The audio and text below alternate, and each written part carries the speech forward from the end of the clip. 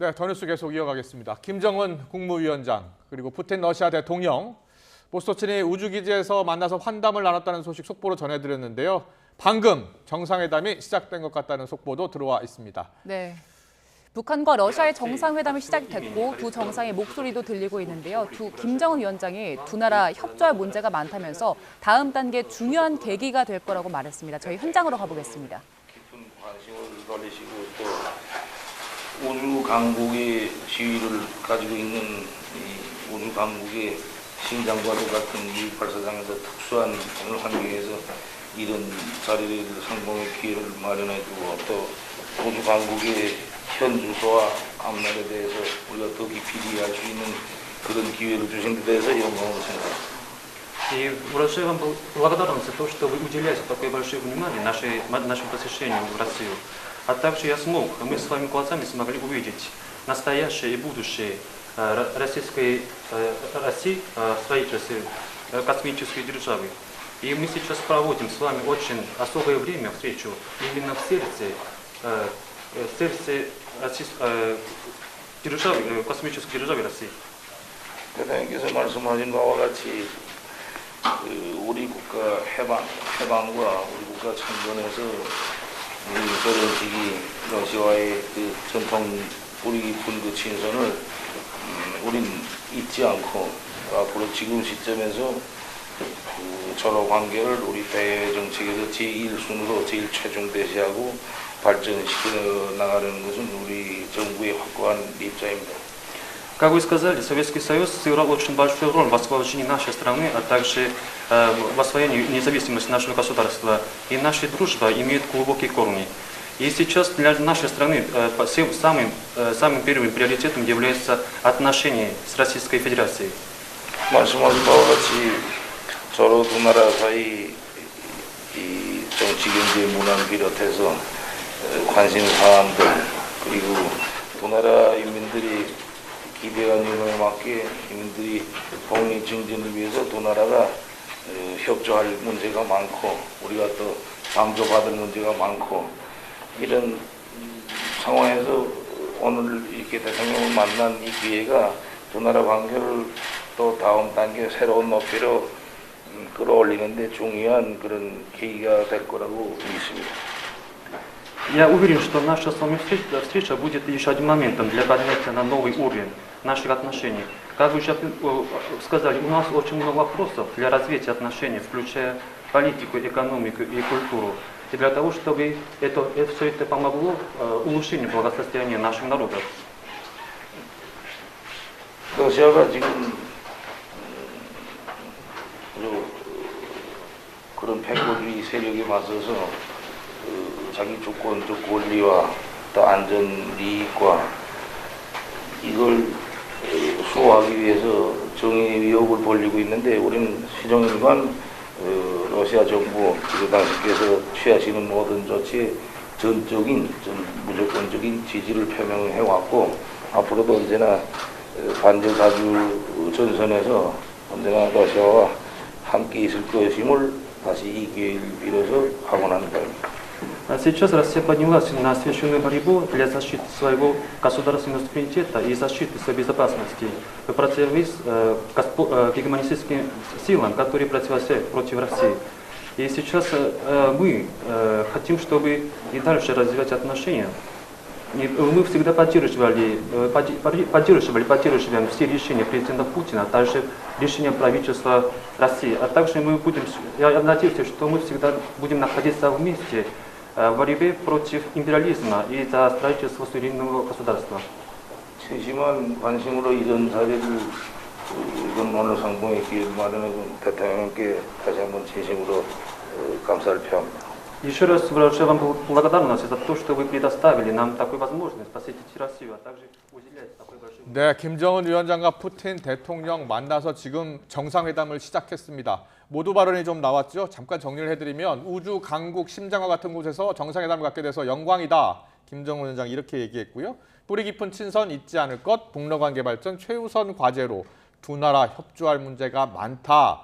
다음 단계의 중요한 계기가 될 것이다라고 이야기했습니다. 네, 그리고 김정은 위원장 이런 얘기도 했습니다. 러시아가 무조건적인 지지를 표명해 왔고 앞으로도 함께 할 거라고 했습니다. 또 세심한 관심으로 만남의 기회가 마련됐다고 하면서 푸틴 대통령에게 다시 감사하다는 얘기를 했습니다. 전 세계가 지금 주목을 하고 있는데요. 북러 정상회담 속보 결과가 나오는 대로 계속해서 전해드리겠습니다. 다음 소식입니다.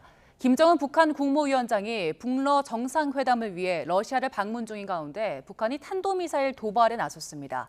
합동참모본부는 오늘 오전 11시 43분쯤부터 10분 동안 북한이 순안 일대에서 동해상으로 발사한 단거리 탄도미사일 2발에 포착했다고 밝혔습니다. 북한이 쏘아 올린 탄도미사일은 각각 650여 킬로미터를 비행한 뒤 동해에 떨어진 걸로 파악됐습니다. 군 당국은 북한의 연이은 탄도미사일 발사는 유엔 안보리 결의를 명백히 위반한 것이라며 즉각 중단하라고 촉구했습니다. 김 위원장이 국외에 와 있는 상황에서 북한이 미사일을 발사한 건 이례적인데요. 지도자가 자리를 비웠어도 군사 대비 태세를 철저히 갖추고 있다는 자신감을 표출한 거란 분석이 나옵니다. 네, 이렇게 북러 정상회담이 이루어진 곳 바로 러시아 보스토치니 우주기지입니다. 러시아의 새로운 우주산업 중심기지인데 북러 정상이 왜 이곳을 택했는지 최두희 기자가 정리했습니다. 우주강국 러시아의 첨단 우주산업을 대표하는 보스토치니 우주기지. 러시아어로 동쪽이란 뜻을 지닌 보스토치니는 블라디보스토크에서도 1000km 넘게 이동해야 하는 깊은 내륙에 위치해 있습니다. 러시아가 카자흐스탄에 있는 바이코누르 우주기지에 대한 의존도를 줄이고 옛 소련 시절의 우주대국 위상을 되찾고자 새롭게 건설한 곳입니다. 2016년엔 위성을 실은 소유주 로켓을 처음 쏘아 올린 곳으로 당시 푸틴 러시아 대통령은 로켓 발사 장면을 지켜보며 러시아는 우주 발사 부문에서 세계의 선두라고 강조하기도 했습니다. 정상 간의 만남이 이뤄졌던 실제 사례도 있습니다. 지난해 4월 푸틴 대통령은 러시아의 형제국으로 친러 행보를 이어온 벨라루스의 루카셴코 대통령과 이곳에서 만났습니다. 최근엔 이곳에서 달 탐사선도 쏘아 올렸습니다. 지난달 러시아는 무인 달 탐사선 루나 25호를 발사했지만 달 표면에 추락하면서 1976년 이후 47년 만의 달 탐사는 실패로 끝났습니다. 그런 역사가 있는 만큼 보스토치니 우주기지는 북러 군사협력 확대를 상징적으로 보여주는 곳으로 꼽힙니다. 특히 북한은 올해 들어 정찰 위성 발사에 2차례나 실패했고 다음 달 재발사를 공언한 상황. 북한은 북러 정상회담을 통해 러시아의 포탄 등 재래식 무기를 건네는 대신 러시아로부터 위성 관련 기술을 받아 실패를 만회할 절호의 기회로 삼을 것으로 보입니다. 김정은 국무위원장의 방러를 수행하는 북한 인사 가운데 당 과학 담당 비서인 박태성이 군사정찰 위성 개발을 총괄한다는 점도 이런 분석에 힘을 싣습니다. 정찰 위성 기술 이제 획득을 북한은 굉장히 원하기 때문에 아마 그 우주센터 기지를 좀 보는 것만으로도 아마 좀 그런 효과가 있다. 아마 좀 그렇게 생각할 것 같습니다. 북한과의 군사협력은 유엔 안보리 결의 위반이지만 국제사회에서 고립된 북러 두 정상의 위험한 거래는 이제 현실이 됐습니다. YTN 최두입니다. 김정은 위원장과 푸틴 대통령 만남에 대한 서방 국가들과 언론의 반응 보겠습니다. 김정은은 최악의 파트너다. 러시아가 고립을 각오하고 불량배에게 접근했다면서 북러 정상회담에 우려의 목소리를 내고 있습니다. 유엔 안보리에선 북러의 무기 거래를 두고 설전이 오갔는데 러시아는 유엔 대북 제재 불이행을 시사했습니다. 이종수 기자의 보도입니다. 김정은 위원장과 푸틴 대통령의 북러 정상회담에 대한 유럽 국가들 반응과 서방 언론 보도는 우려와 비판 일색입니다. 이탈리아 부총리 겸 외무장관은 김정은 위원장을 최악의 파트너로 부르며 푸틴 대통령이 실수를 저지르고 있다고 지적했습니다. 프랑스 외교부는 러시아가 북한에 의지할 수밖에 없을 정도로 고립돼 있다고 평가했습니다. 영국 BBC는 김정은과 푸틴이 서로 이익을 기대하지만 브로맨스는 아니라고 분석했습니다. 일본 언론 니케이는 무기가 필요한 러시아가 국제적 고립을 각오하고 불량배 북한에 접근했다고 진단했습니다.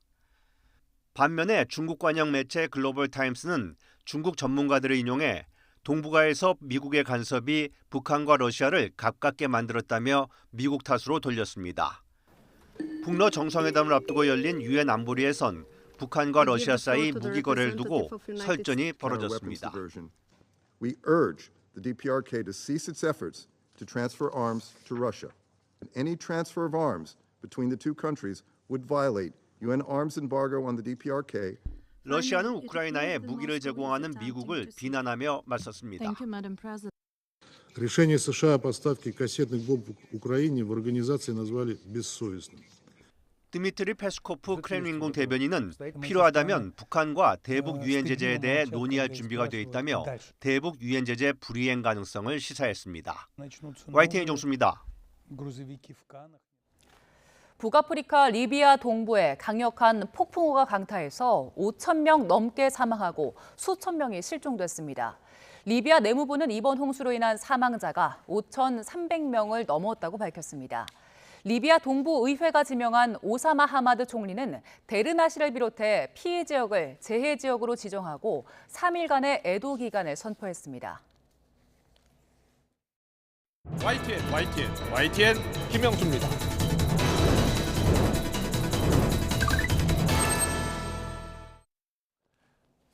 윤석열 대통령이 오늘 국방부와 문화체육관광부, 여성가족부 장관을 교체하는 개각을 단행합니다.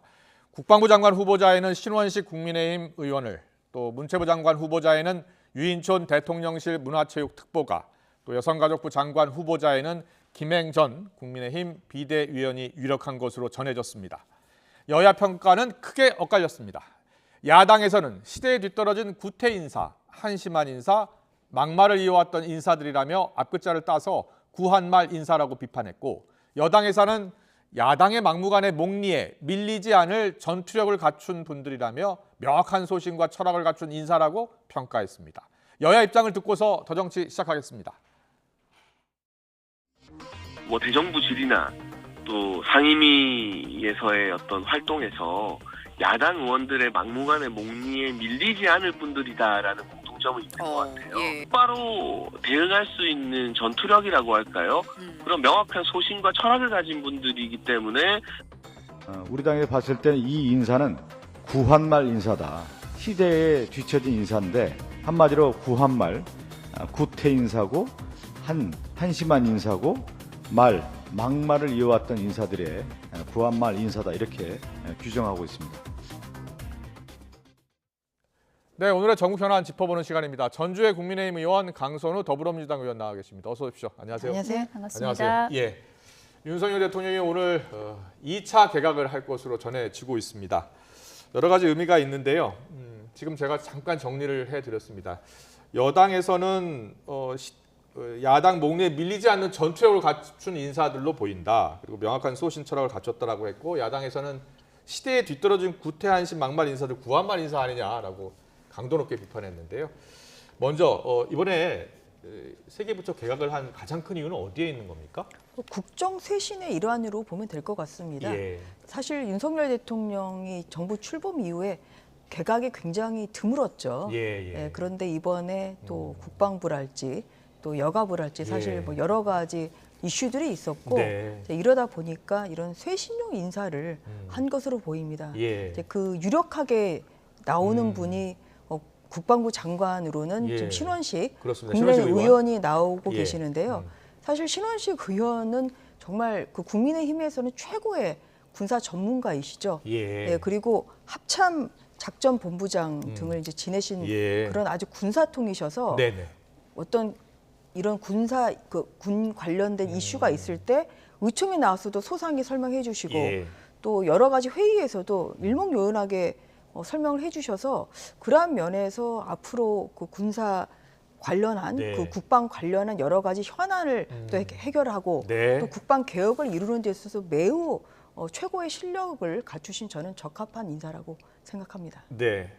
나머지 두 분은요? 그리고 이제 유인촌 장관 같은 경우도 지금 이제 경험이 있으신 것이 사실 뭐 아까 구한말 인사라고 합니다만 사실 경험이 있으신 거는 오히려 그것은 장점이죠. 네.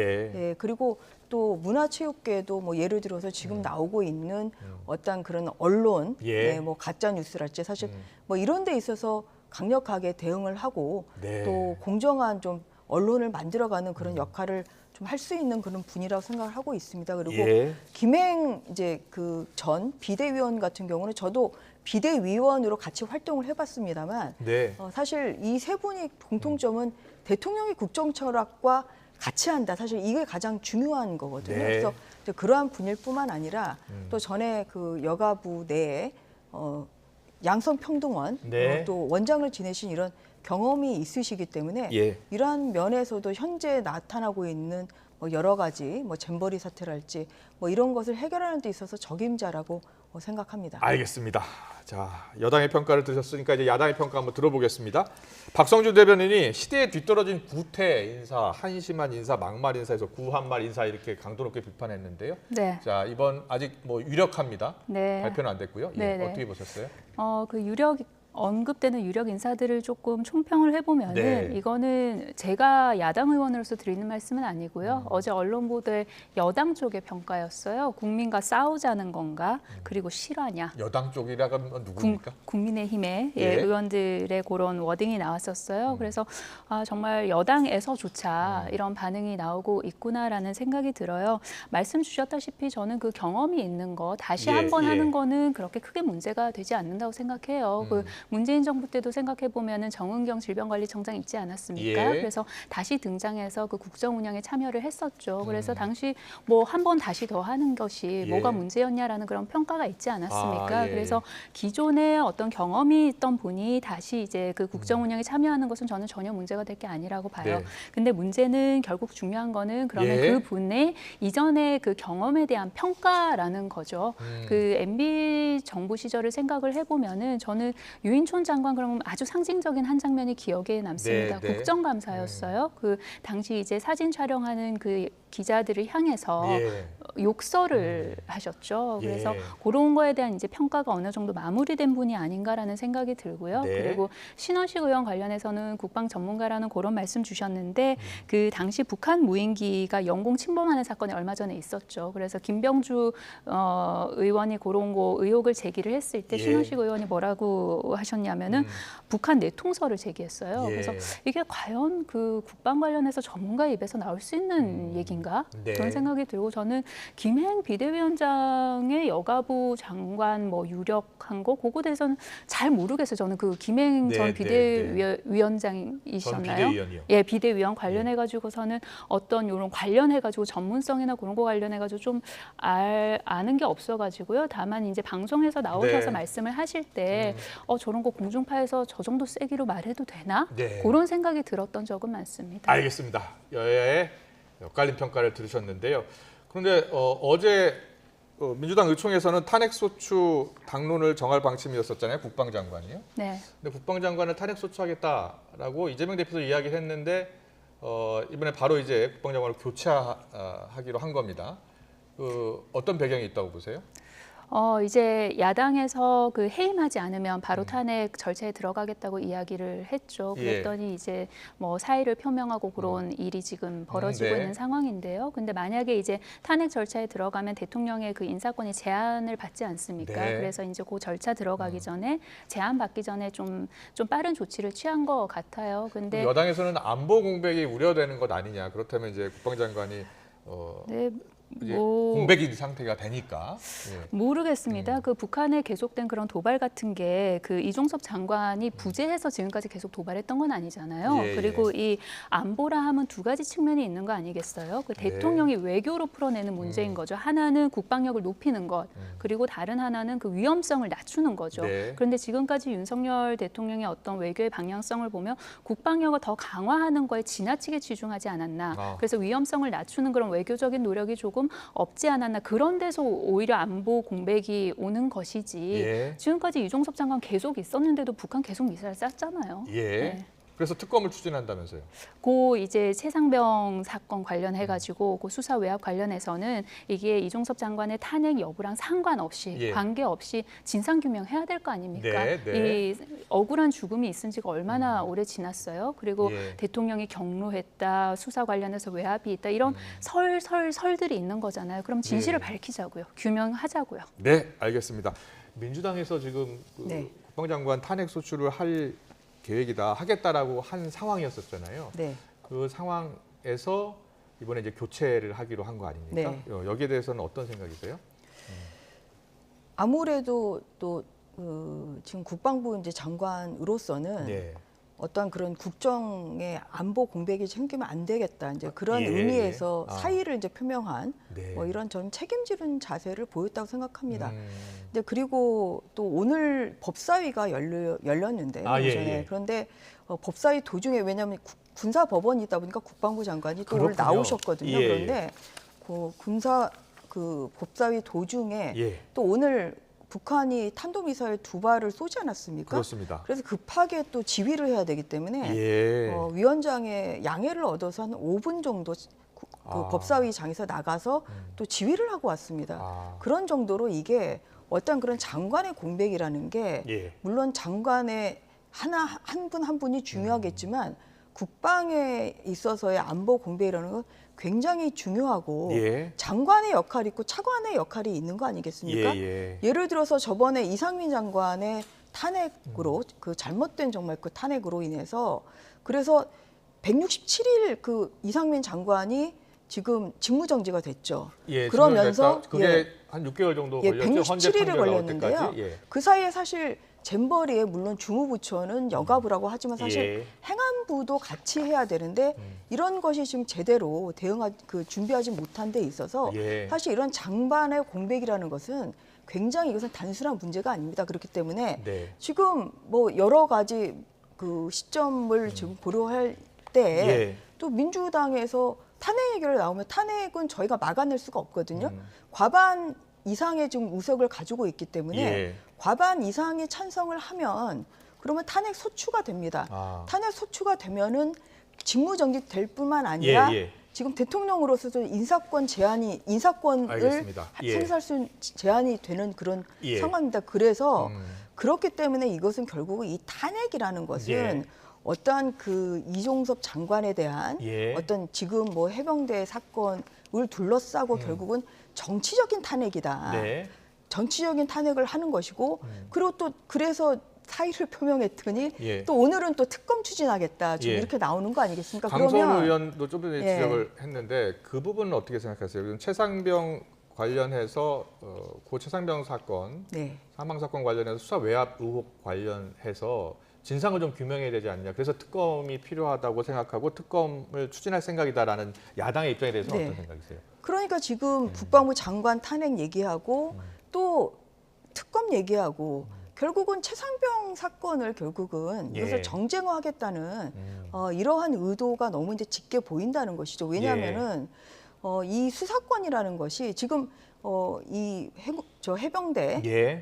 그 사망 사건 관련해서는 지금 일반 경찰이 수사권을 가지고 있습니다. 그렇죠. 예, 군 경찰이 가지고 있는 게 아니라 일반 경찰이 가지고 네. 있고요. 군 사망 사건은 경찰이 수사하도록 바뀌었습니다. 예, 제도가. 그게 작년 이제 군사법원법이 개정이 돼서 그래서 지금 경찰이 수사를 하고 있어요. 네. 그래서 저희가 지금 제가 이해하는 바로는 아니 이게 수사권이 없는 군 경찰이 수사를 해서 네. 그것을 엎을 이유나 아니면 회유할 아니면 은폐할 이유가 전혀 없는 거죠. 왜냐하면 어떠한 사람은 입건할 권한이 있고 또한 수사할 권한이 있을 때 그럴 때 하지 말아라 뭐 하는 그런 뭐 외압이나 회유나 아니면 은폐 이러한 의혹이 있을 수도 있겠습니다. 네. 이거는 아무런 지금 권한이 없는 군에서 이루어진 것에 대해서 장관이 거기에 대해서 외압을 행사했다? 이거는 잘못된 전제입니다. 그렇기 때문에 이것을 가지고 계속 지금 뭐 외압설 결국은 이것을 밝히겠다고 하는 것 자체가 지금 경찰이 수사하고 진행 중이고 경찰에서도 이게 문제가 있는 사람은 당연히 어떤 사령관이랄지 어떤 지휘 고하를 막론을 하고 당연히 그것은 알겠습니다. 또 입건을 하겠죠. 그래서 예. 그러한 면에서 이렇게 수사를 지켜봐야지. 예. 지켜보기 전에 의원은 하는 것 자체는 수사 외압 의혹 정쟁이다. 관련한 예. 민주당의 특검 그런 말씀을 주장이 드립니다. 정치적인 주장이다라는 이야기예요. 자, 경선 의원님. 글쎄요, 그 아들을 군대를 보내서 4개월 만에 아이가 주검으로 돌아온 예. 사건이에요. 관련해가지고 이거를 명명백백하게 밝혀보겠다고 했던 예. 그 박정훈 대령 같은 경우에 지금 다른 이야기를 하고 있는 것이죠. 예. 대통령실에서 외압 의혹이 있었다는 거잖아요. 네. 외압 의혹의 주체가 다른 곳이 아닌 대통령실이에요. 그럼 경찰이든 군경찰이든 이게 수사가 제대로 될까요? 예. 그러니까 이게 특검이어야지만이 대통령실 외압 의혹을 밝힐 수 있다라는 것에서 특검을 말씀을 드리는 것이고요. 예. 그렇게 보면은 이게 외압 의혹의 주체가 어느 단위냐에 따라서 결정이 된 사안이기 때문에 정치적인 그런 특검으로는 보기 어렵고요. 예. 이제 그 국방장관 관련해 가지고 이제 안보 공백 우려 그런 거 말씀하셨는데 그러면서 예를 드신 게 예. 우리 잼버리가 이렇게 엉망으로 치러진 게 행안부 장관 민주당에서 행안부 장관을 탄핵했던 탓이다라고 하셨잖아요. 그런데 아니에요. 정부 여당 입장이 그게 아니었어요. 잼버리 엉망진창이었던 건 전 정부 탓이었거든요. 예. 그러니까 이상민 장관 부재랑 상관없는 거죠. 그리고 지금 현재 안보 공백 우려 정부 여당 입장은 문재인 정부에서 북한에 퍼주기 한 탓이라고 하고 있어요. 그러니까 국방장관이 있는 거랑 없는 거랑 상관이 없죠. 정부 여당에서 이런 여러 가지 사건 사고에 관한 예. 그 원인을 정부 여당이라고 전 정부라고 다 이야기를 해놓고선 이제 와서 민주당이 장관을 탄핵해서 이러저러한 공백이 생겼다. 이건 앞뒤가 맞지가 않죠. 네, 알겠습니다. 제가 여야 한 가지만 좀 반론을 좀 제기를 하면 그러니까 아까 이제 저희가 국민의힘도 당연히 진상을 철저히 규명해야 된다고 생각합니다. 예. 그 해병대 네. 그 이제 사건에 대해서 그런데 지금 민주당은 그런 식이에요. 지금 외압이 있다고 단정을 하고 계시잖아요. 의혹이라고 지금 말씀드렸어요. 단정을 하고 있잖아요. 네. 저희가 이것은 수사기관에서 철저하게 밝힐 것이고요. 예. 그 정부로서는 되짚을 이런 이유는 전혀 없다. 네, 그리고 알겠습니다. 수사를 좀 지켜봐 주시고 국민의힘도 예. 정부도 이 사망 사건에 대해서 책임 있는 사람은 당연히 정말 책임을 명명백백하게 가릴 것입니다. 그런데 네. 민주당이 지금 갑자기 외압설 드러나오고 그리고 예, 또 잠시만요. 이러는 것 자체가 예. 이것이 특검이 결국은 정치적 특검이고 네, 알겠습니다. 어떤 그런 의도를 가진 특검이라는 말씀을 예. 드리는 거죠. 여야 입장을 다 들었고요. 잠시만요. 지금 속보가 올라와 있습니다. 개각이 단행이 됐네요. 네. 국방부 장관 후보자, 문화체육관광부 장관 후보자, 여성가족부 장관 후보자 개각이 단행됐고요. 김대기 비서실장이 직접 발표한 것 같습니다. 자, 직접 들어볼까요? 정무직 인선 발표하겠습니다. 먼저 국방부 장관 후보자는 신원식 현 국회의원입니다. 후보자는 35년간 군에 복무한 삼성 장군 출신으로 국방부 정책기획관, 수도방위사령관, 합동참모차장 등 요직을 두루 거치고 현재 국회 국방위 간사로 활동 중에 있습니다. 국방정책과 작전 분야 모두에서 풍부한 경험을 갖춘 분으로 고도화되는 북한의 핵미사일 위협에 맞서 우리의 안보 역량을 견고하게 구축하고 또 우리 국방 대계인 국방혁신 4.0을 완성할 수 있는 최적임자라고 판단했습니다. 문화체육관광부 장관 후보자는 유인촌 현 대통령 문화체육특보입니다. 후보자는 중앙대 예술학과 교수, 서울문화재단 대표 등 문화예술 분야에 오래 종사하신 분으로 과거 문화부 문화체육관광부 장관도 역임하셨습니다. 문화예술 현장에 대한 이해와 식견뿐만 아니라 과거 장관직을 수행할 만큼 정책 역량도 갖추신 분으로 최근 세계적으로 주목받는 K컬처의 한 단계 높은 도약과 또 글로벌 확산을 이끌 적임자라고 판단했습니다. 여성가족부 장관 후보자는 김행 전 국민의힘 비상대책위원입니다. 후보자는 중앙일보 전문위원, 대통령 비서실 대변인을 역임한 중견 언론인입니다. 여성가족부는 아시다시피 저희 정부에서 폐지 방침입니다. 여성가족부 업무 중에 가족, 또 문화, 청소년, 여성 일자리 이런 업무는 원래 소관부처로 이관해서 국민들에게 좋은 서비스를 제공할 계획입니다. 다만 폐지 법안이 제출됐지만 국회에 제출됐지만 야당의 반대로 아직 통과되지는 못하고 있습니다. 그 후보자는 언론, 정당, 공공기관 등에서 다양한 경험을 바탕으로 뛰어난 소통 능력을 겸비하고 있어서 전환기에 처한 여성가족부 업무를 원활히 추진할 수 있는 적임자로 판단했습니다. 이상입니다. 그리고 각자. 네. 그럼 후보자님들의 말씀 들어보겠습니다.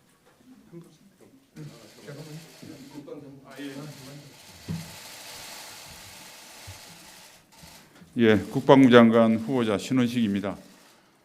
대내 안보 환경 여러 가지 도전들이 굉장히 심각합니다.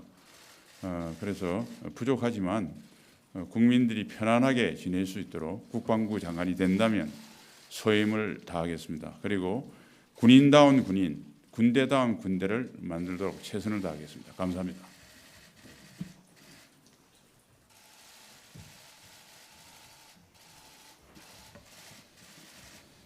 네, 문화체육관광부 장관 후보 유인촌입니다.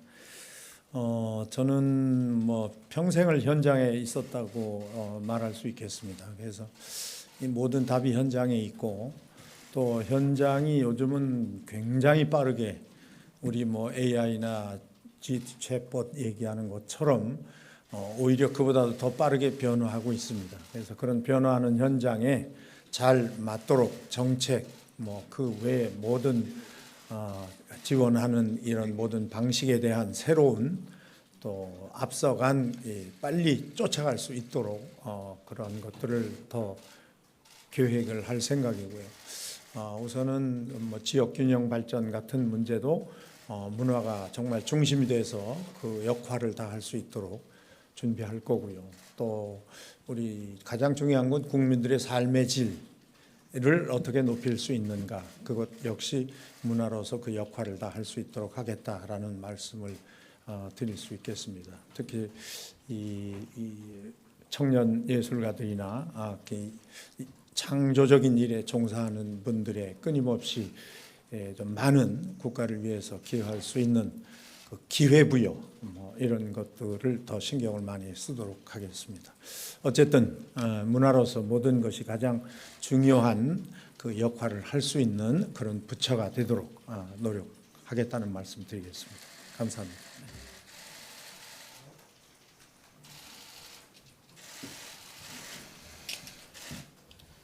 안녕하세요. 여성가족부 장관 후보 김행입니다.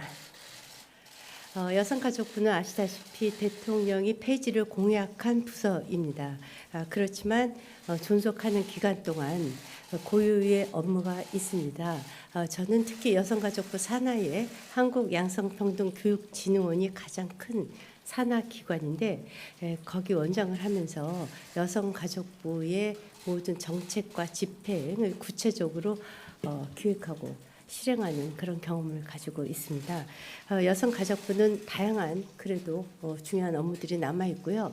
그 중심에는 생명의 존엄성이라든가 가족의 가치, 그리고 대한민국의 지속 가능성을 기획하고 또 집행하는 어찌 보면 유일한 부서이기도 합니다.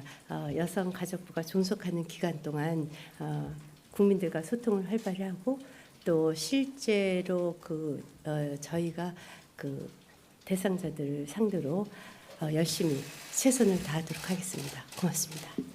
네, 그럼 이상으로 온브리핑을 마치고요. 네, 지금 들으신 대로요. 앞서 유력한 인사들이 그대로 다 네. 후보자로 지명이 됐습니다. 여야평가 다 들었으니까요. 다음 정치권 이슈로 넘어가겠습니다. 이재명 민주당 대표가 지난 주말에 이어서 어제 다시 검찰에 출석해서 조사를 받았죠. 1시간 50분가량 조사를 받았고 이 대표가 검찰이 구체적 증거가 없었다라고 말을 했는데요. 사실상 조사를 마무리한 검찰이 곧 구속영장을 청구하는 방안을 적극 검토하고 있는 것으로 전해졌습니다. 여야에서는 여러 목소리 나오고 있는데 듣고 오겠습니다.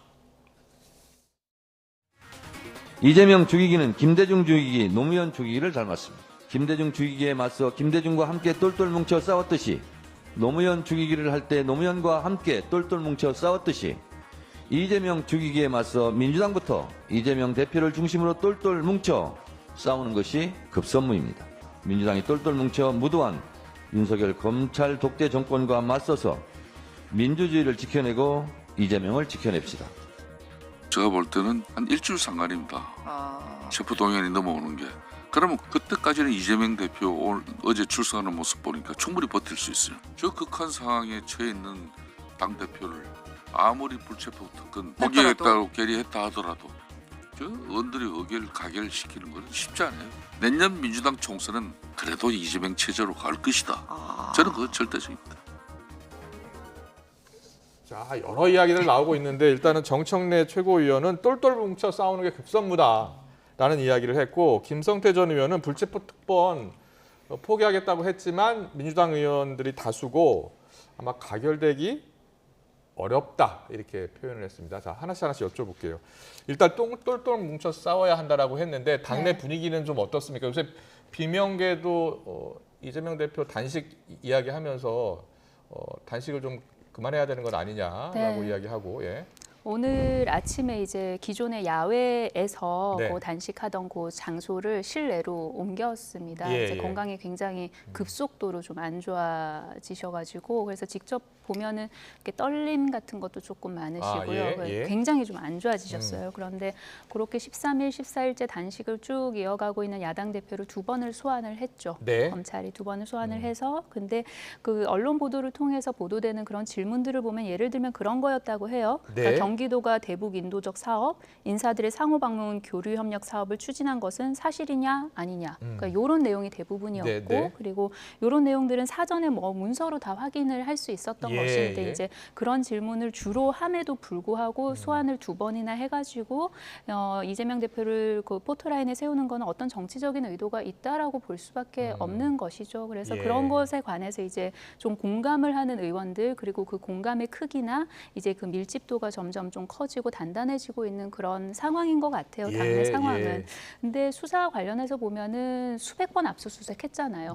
그리고 주변에 이제 수많은 사람들도 불러서 조사했잖아요. 그런데 그 구체적으로 나오는 제시할 수 있는 증거가 아직은 안 나온 상황 아닙니까? 그리고 보면은 흐름을 보면 대장동에서 백현동으로 좀 옮겨가는 것 같고, 그리고 변호사 비용 대납에서 갑자기 또 대북 송금으로 옮겨가는 것 같고, 이게 수사가 주제도 계속 좀 바뀌고 있는 것 같고 포커싱도 바뀌고 있는 것 같고, 그러니까 민주당 입장에서는 아니 증거 좀 내봐라 이렇게 많이 부르고 압수수색도 많이 했는데 증거 좀 내봐라 하는데 뭔가 딱히 나오는 게 없는 것 같으니까 정치적인 의도가 있을 수밖에 없다라고 보고 있습니다. 그렇군요. 김성태 전 의원이 얘기한 만약에 체포동의안 넘어오면 가결하는 것이 쉽지 않을 것 같다라는 이야기는 어떻게 보세요?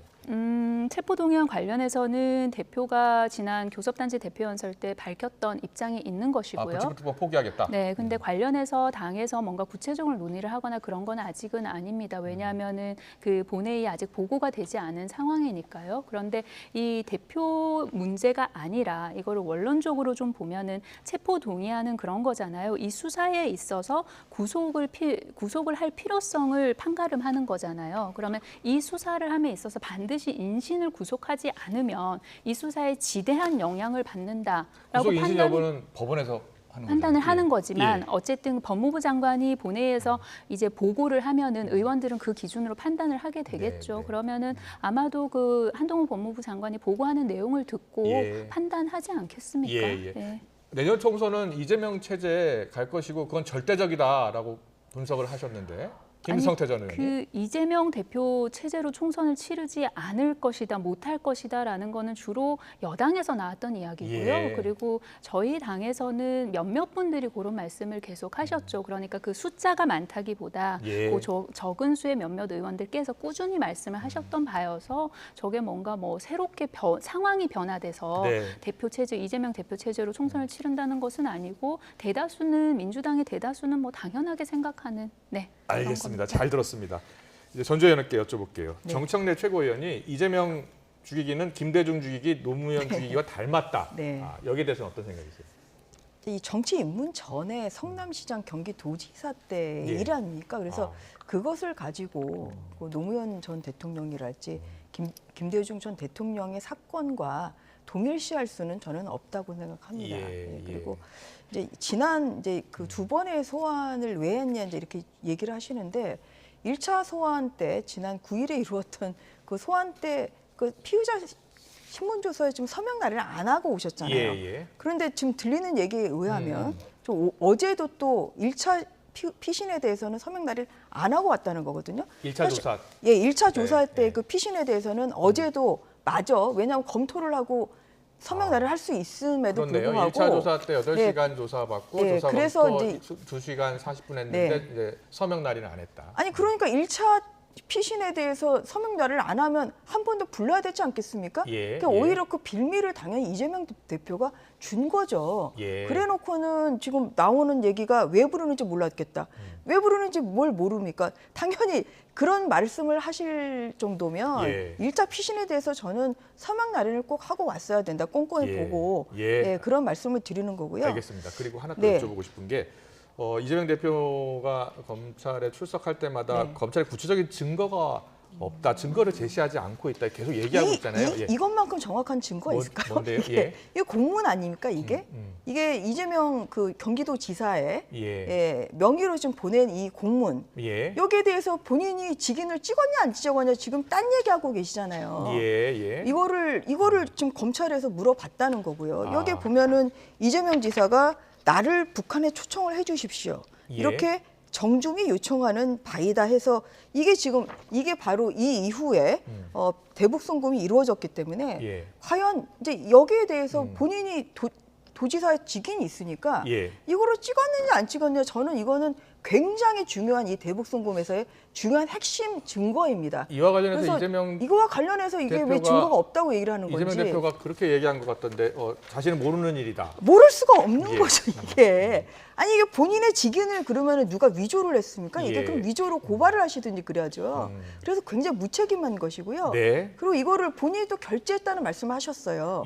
그럼 굉장히 중요한 얘기라고 생각합니다. 알겠습니다. 세 번째 결제했다는 것은 이것은 이 대북 공문의 사실을 알았다. 그리고 그 이후에 돈이 넘어갔기 때문에 이런 것까지 굉장히 이것은 구체적인 정황으로 볼 수 있는 부분에 대해서 신문이 이루어졌고 증거 제시가 이루어졌다 이런 말씀을 드리는 겁니다. 불체포 특권 이 포기 관련해서 체포동의안 넘어오면 지금 야당에서는 전체적인 분위기가 체포동의안 넘어오면 부결시켜야 한다라는 분위기가 좀 커지고 있나 봐요. 어떻게 예상하세요?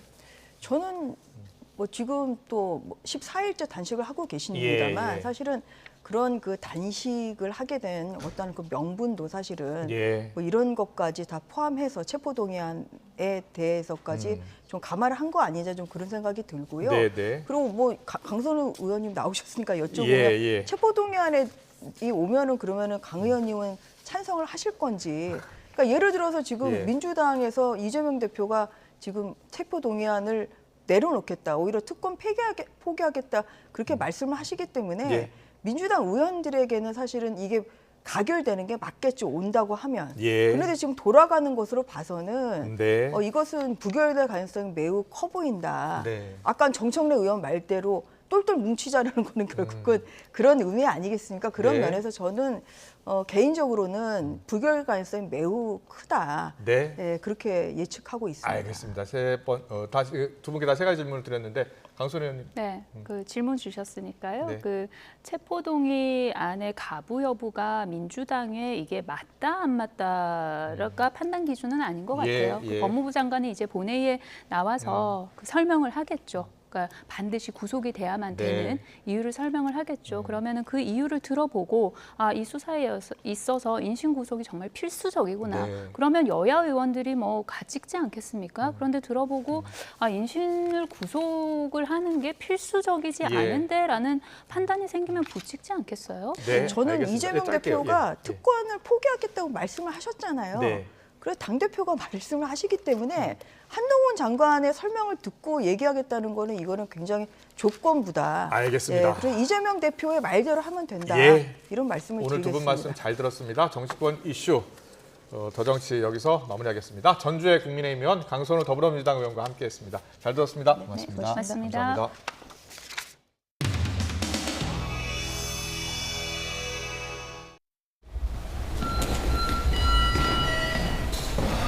한 시간 반 고생하려고 이렇게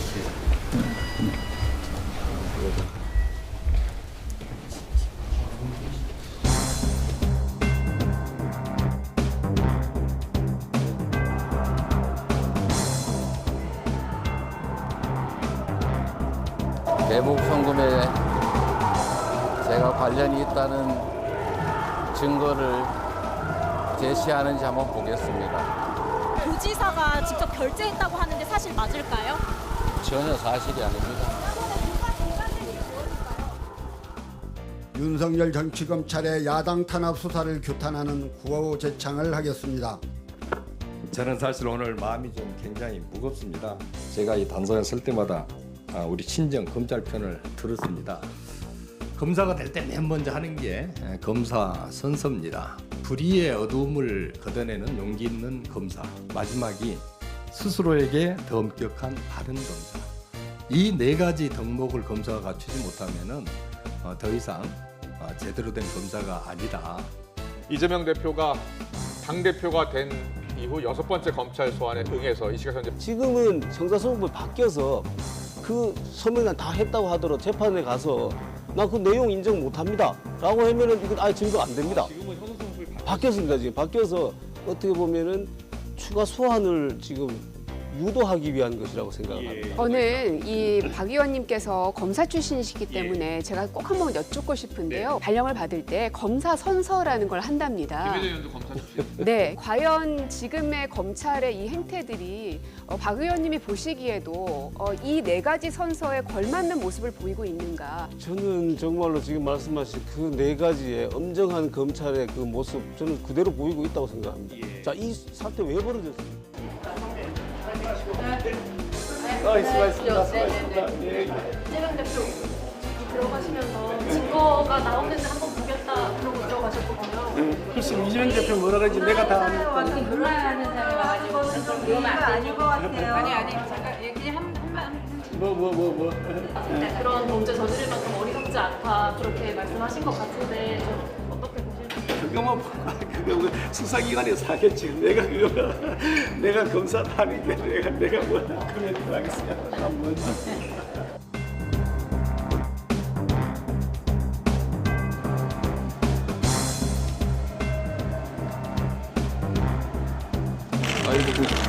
대표님 수고하셨습니다. 힘내시죠. 나 이 양반들 왜 불러서 조사하는지 정말 모르겠어요. 너무 고생하셨어요. 근거라도 돼야지 세상에. 김성태가 이런 거 들어봤냐? 안 들어봤죠? 이렇게 물어봐. 아유, 그런 사실 없지요? 이렇게 물어봐. 네. 웃어야지 웁니까?